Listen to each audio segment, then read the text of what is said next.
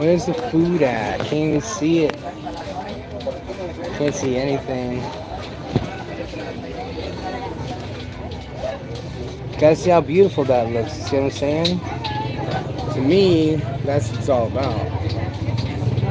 Presentation. ¿Quieres probar? Literalmente es el sabor de cactus. No se me antoja eso.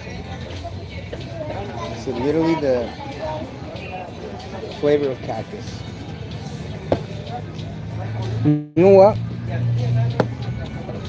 This is that same breading they use in Vietnam for the frog legs. Maybe we're having the biggest frog legs ever.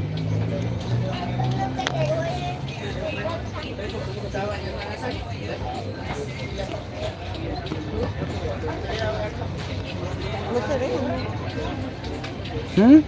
no se ve, nomás me veo yo. Yeah, yeah. Sí, tu cabeza. Comida. En este pendejo. Pero pon allá, son alguien que puedes comer y dice, hey, güero, no me grabas. Ok.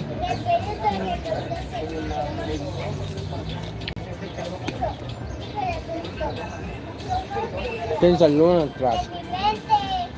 ¿Aquí? The luna. Ah, sí. Okay, first thing I noticed about this fried fish, it is literally the same stuff that you would fry, let's say jumbo shrimp. Now,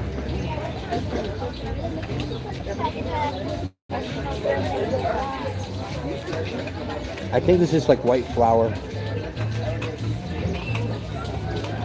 mixed with something else to give it that texture, that flaky. I mean, it looks good. Once it came out, it had all this and the avocado. I just dumped hot sauce on it. It didn't have any salt, no salt to it at all, so that's good. Problem is, we're working against the sun right now, so we might have to eat this stuff fast, but you know what I'm saying? Fastball it right through that shit.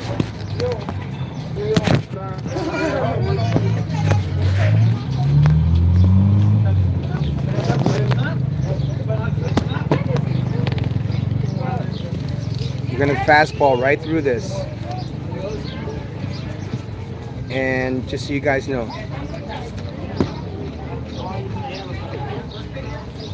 somebody asked me if I was ever gonna get big again. I've spent the last 2.5 years doing intermittent fasting, getting as lean as possible, so I look like I'm a junkie.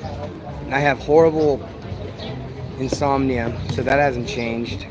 With or without gear, I have insomnia, so we can rule that out. Ever since the war, I've had insomnia. There's no question about it. Okay, so someone asked if I ever would think about getting big again. I'm already, shredded to shit.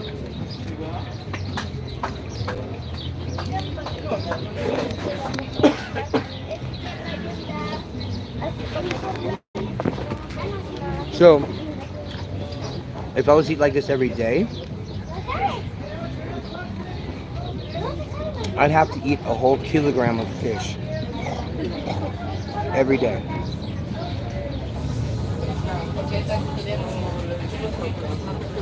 Yo, I'm gonna get out of the way so y'all can see the honeys.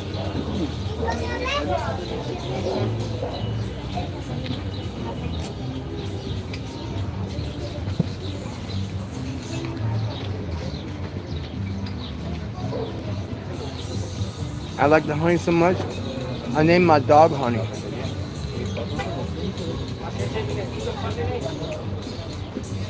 But ever since I got to my lowest, thinnest, most shredded, now I'm completely shredded. I'm under 10%. I had my body fat tested. They told me I was at 10%. And I'd only started doing intermittent fasting that 3 months. Now we're gonna do it every day. We're gonna do a pollo. We're gonna do a whole chicken a day. Some form of carbs, whether it be, I think we're gonna do camotes. We're gonna do sweet potatoes this week, so I need 5 camotes. We have to eat 5 sweet potatoes a day. No, not a day, just one a day. But we have to eat 1 whole kilogram of fish, 1 whole kilogram of chicken breasts, and we have to add, my trainer is Mexican, so you joke if you want, but I've won Mr. Mexico twice, Mr. Colombia, Mr. Ecuador. So his idea of eating the way that Mexican bodybuilders do actually works out, checks out, because I won the first time I ever competed was in a small town, then I went to a big town, then I went to Mexico City. And his plan was like this, and I'll explain it to you.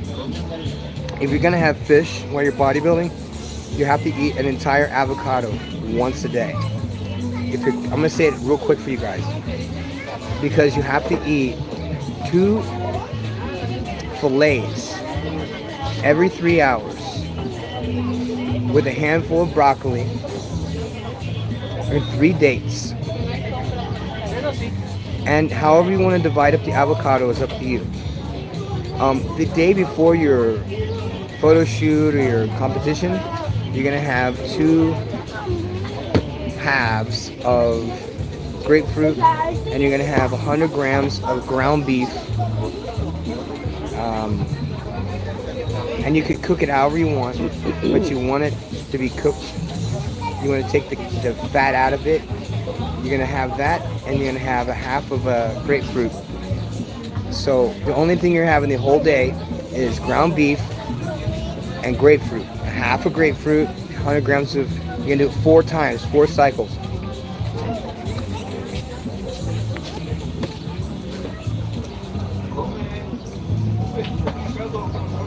Half a grapefruit, 100 grams of ground beef. Half a grapefruit, 100 grams of ground beef.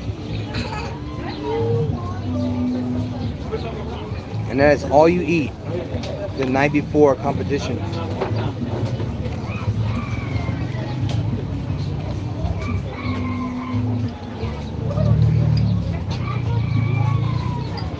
See, I don't take diuretics.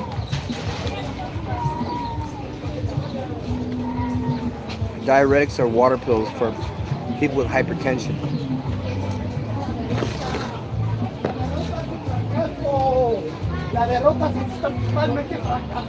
And what happens is bodybuilders abuse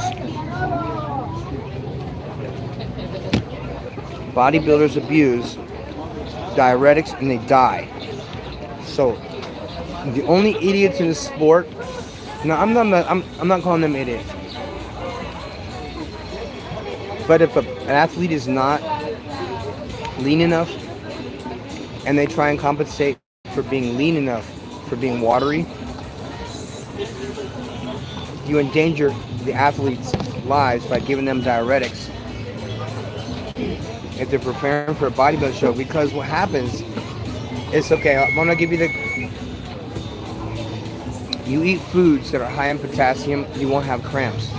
But what will happen is if you take a diuretic that sucks all the potassium out of your body, yeah, you'll be shredded, but you won't get a pump. So, okay, this is just my regular arm. Right now, I'm just sitting here with her. Okay, just a regular arm. I haven't been working out. I haven't done arms in a few days. And I'm dieted down, so I'm flat as a pancake. When you take a diuretic, you can't even get a pump.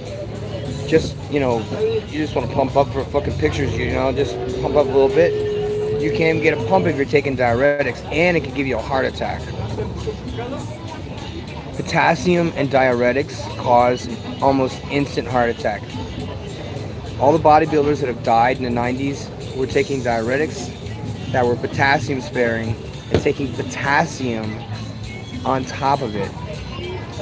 And the two don't mix. You can't take diuretics and potassium because you'll give yourself a heart attack. That's the only problem with bodybuilders.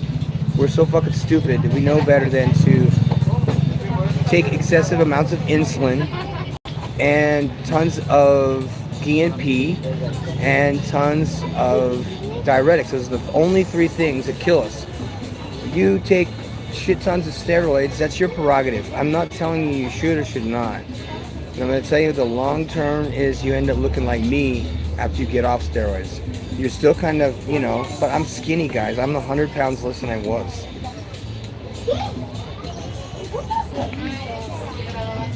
So I give you guys all my wisdom before I die about what to do and what not to do if you want to stay lean and young and stuff and reverse your age. Because I got down so skinny, you guys, that everybody thought I was dying of cancer. And the whole point was just to diet down as hard as possible, to fast for days. I did that, and I did it for 8 months. And I only drank rainwater. I know you think I'm nuts, but I didn't have any other water except rainwater living in the fucking forest. So I had a rainwater catchment system, and no, I'm not gonna lie, I went to dinner, and we would go to the center, all the time and have dinner, and of course we're having iced tea that's not from rain, so I don't want to bullshit you, but something strange happened to me. Yes, it made me a little bit cuckoo for fucking Cocoa Puffs, not having access to, electricity all the time and having to use candles at night. But what it did do was it forced me to have a very regimented life, because I don't care what anybody says, oh, it would be so cool to live off grid. No, it is fucking not. We lived off grid for 8 months. We had no electricity, no access to water other than rain, and no internet. And the reason why we chose that place, because it had the highest rainfall level in this particular region, and it had really very cool months during the year. So basically it was cold all year round. And if you didn't know this, we have a beehive business. So she and I basically we're volunteers to do bee rescue, and a lot of people sometimes they want to have bees. So what we'll do is we'll get a carpenter here locally to make them some bee boxes, and we'll go and we'll get their bees out of their attic or whatever the hell it's in, and we'll get the bees out, and they'll never get a place to stay. We can either put them in the bee boxes or we bring them to another guy's farm, and he has bee boxes and has, what they do is interesting. What they do is they rent their bee boxes to other farms full of bees and deliver them. One farm has blueberries in this one region, uses 2 million bees, so that's about 10, it's about 100 bee boxes. And just their farm is 4 times the size of the town that it's in. Their farm is 4 times the size of the town for blueberries, you guys. So, needless to say, when I say that it's nice to be able to go to another town, not know anybody, and just hanging out with one person that is a well-to-do person who's very popular and does good things, is not a dipshit, gave me a avalanche of other resources and contacts to be able to survive in Mexico with no money. Literally not have to ask anybody for anything, and knowing full well that you can pay for whatever you want. The only difference is that this economy is so different. It's like we go to the president of Budweiser's house and play guitar with whoever that famous guy was. See what I'm saying, guys? It's like no one asked me to go there. No one paid me to go there, and I didn't have to pay anybody to go there. And I'm just having catfish, y'all, with some of the most delicious, whatever this batter is. I don't even know, but it's so good, you guys, that it's stupid to criticize Mexico if you've never been here, because you think that it's all cartel shit. And yeah, there's cartels, but that's over in the areas where there's cartels. You didn't know that, did you? So what is this drink I'm drinking? This drink is cactus juice. Like they literally put cactus in it. oranges, apples, ginger, and it's all fresh. It comes from farm stuff here. And pineapple. No ice, rainwater. Now I don't know if it's rainwater. I'm fucking with you. What happened was I was jumping a jump. Oh, if you didn't know, I was a BMX racer back in the day. Then I got into bodybuilding. I was too big for bikes anymore. So I broke my collarbone in my arm, in my face a few times. Dislocated my knee. What else? My fingers. But that was okay because once I got into jiu-jitsu and started doing all that, it was the same thing. What we had was, I believe this was bass, white. This is a largemouth bass.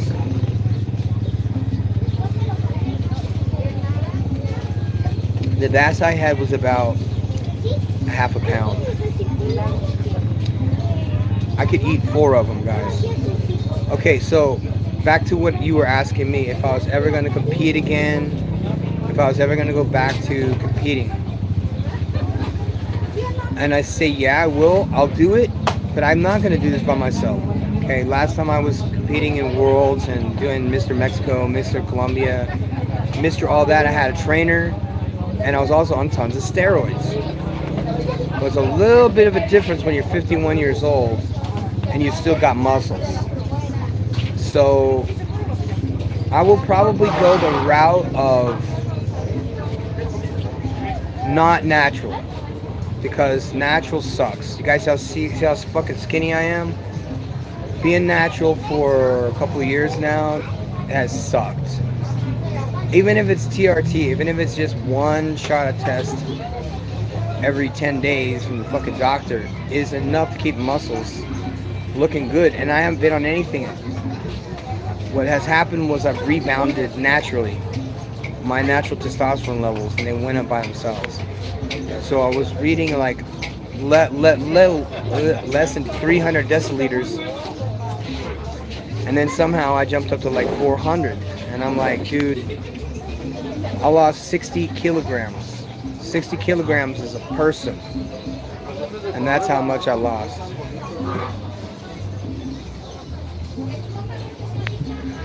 So anyway, the challenge was, am I going to go back to doing bodybuilding? Bodybuilding, yes. Natural, no. Now, I'm saying that because I don't want you to be disappointed in me when you find out, because it's important that if you want to win or if you want to be ahead, you got to do at least testosterone if you're an older guy. It's just the way it is. I've been off of everything. I haven't done on any TRT. Yeah, none of it. So I'll go on it, and I'm not gonna go and get as big as I was before, because I was on stuff that was like veterinary shit. You know, I was on Tren, I was on EQ, which is made for fucking livestock.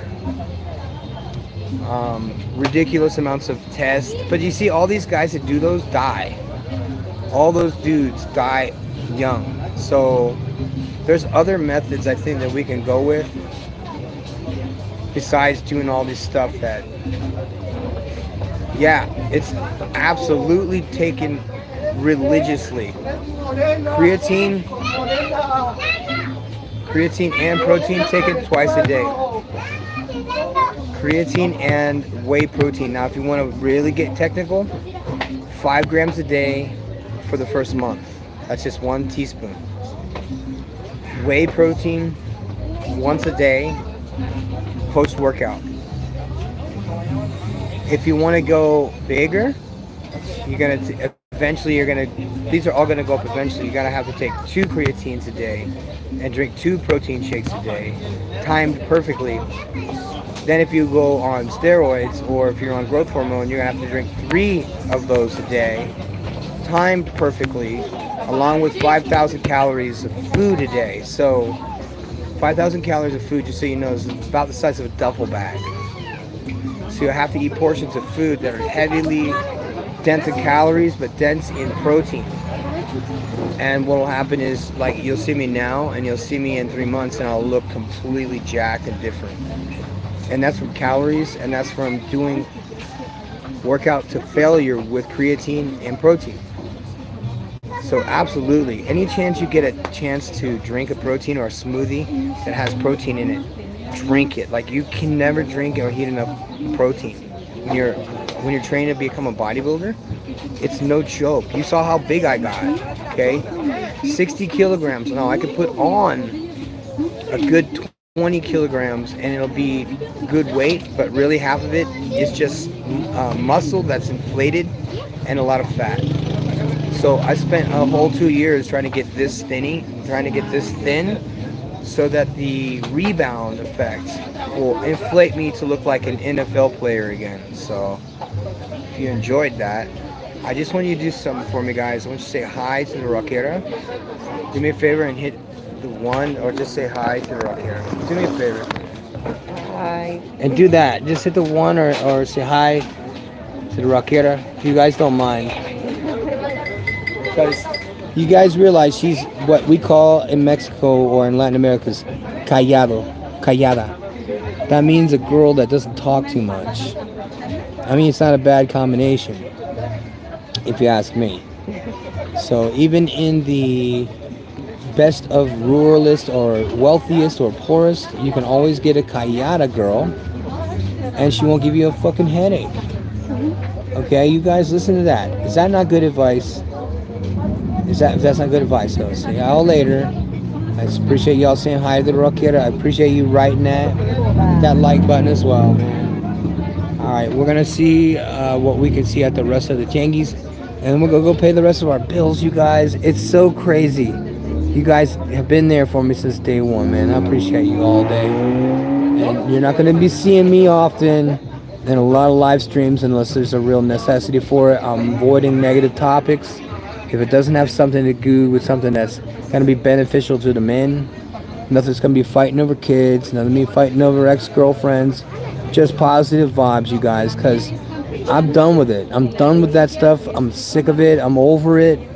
I'm tired of it. And it doesn't make me feel good, especially when, dudes want to, I don't know what it is about men that are raised by single mothers that act like single mothers. And I end up in fucking chats with dudes that act like women and want to fucking argue about money. See what I'm saying? It's like stupid. I got this way because I fucking worked hard for it and not because anybody gave it to me. I am a homeless, penniless, suicidal, homicidal combat veteran, you guys. I'm really nothing to fuck with. But I don't run around acting like a badass like I'm all that. But I've definitely got some issues, and if you got issues too, I can help you get through those issues. But I still got issues. But it doesn't mean I don't stop working on them. So, and if that bothers you, then you're the problem. I love you guys, and I'm out. I know, I was an asshole back in those days.